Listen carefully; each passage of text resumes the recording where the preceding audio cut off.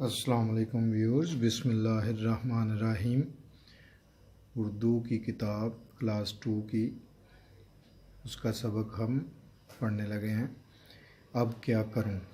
تو آئیے اس کے خاص الفاظ پہ نظر دوڑاتے ہیں۔ گھبرا جانا، ڈانٹ، الزام، خیال، باورچی خانہ۔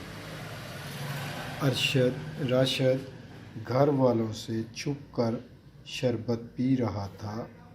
اچانک گھر کے باہر سے امی کی آواز آئی، راشد دروازہ کھولو۔ راشد چونک گیا، اس کے ہاتھ سے شربت کا جگ چھوٹ کر گرا اور ٹوٹ گیا۔ راشد گھبرا گیا، اس نے سوچا کہ شیشے کے ٹکڑوں کو چھپا دیتا ہوں، اس طرح امی کی ڈانٹ سے بچ جاؤں گا۔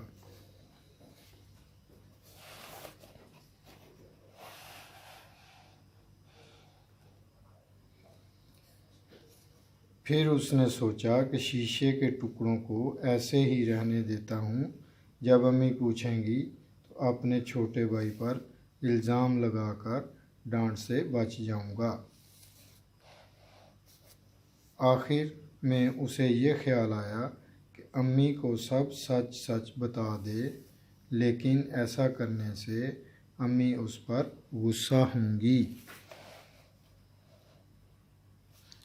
وہ باورچی خانے سے نکل کر صحن میں گیا اور امی کو ساری بات بتا دی۔ امی نے اس کو پیار کرتے ہوئے کہا، کوئی بات نہیں، چیزیں تو ٹوٹ جاتی ہیں، لیکن یہ بہت اچھی بات ہے کہ تم نے مجھے سب کچھ سچ بتا دیا، مجھے تم پر فخر ہے۔ بچوں، اس سبق سے ہمیں یہ نصیحت مل رہی ہے کہ کبھی جھوٹ نہیں بولنا چاہیے، کسی بھی بات کو گھبرا کر چھپانا نہیں چاہیے، بلکہ سچ جو ہے اس کا سہارا لینا چاہیے، جھوٹ کا سہارا نہیں لینا چاہیے۔